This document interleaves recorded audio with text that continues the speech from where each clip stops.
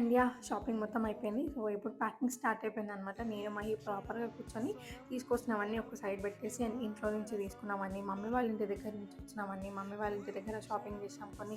ఇక్కడ నేను ఒక్కదాన్నే ఎళ్లి షాపింగ్ చేసిన, మహి లేనప్పుడు అట్లా చాలా థింగ్స్ జరుగుతున్నాయి. అండ్ ఇంకా పెళ్ళప్పుడు మనకు కొన్ని స్టీల్ ఐటెమ్స్ ఇస్తారు కదా! అవి కూడా అనమాట. సో, ఒక కామెంట్ వచ్చింది లాస్ట్ వీడియోలో. ఎందుకు షాపింగ్ చేస్తున్నాం అన్నది వాళ్ళు క్లియర్‌గా గెస్ చేసిర్రనమాట. లైక్ నేను, మహి వచ్చేసి బెంగుళూరుకి షిఫ్ట్ అవుతున్నాం అని చెప్పేసి. అవునండి. నేను, మహి ఇద్దరం కలిసి బెంగుళూరుకి షిఫ్ట్ అవ్వబోతున్నాం అనమాట. లైక్ మిర్యాలగూడ నుంచి మేము బెంగుళూరుకి వెళ్ళబోతున్నాం. చాలా చాలా చాలా ఎమోషనల్ థింగ్ మాకైతే.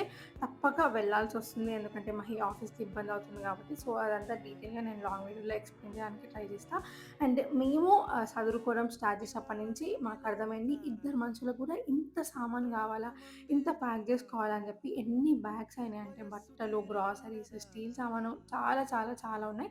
అవన్నీ ఫర్దర్ వీడియోస్‌లో చెప్తా. అండ్ ఈ వీడియోకి ఇంతే. సరే అయితే బాయ్ మరి.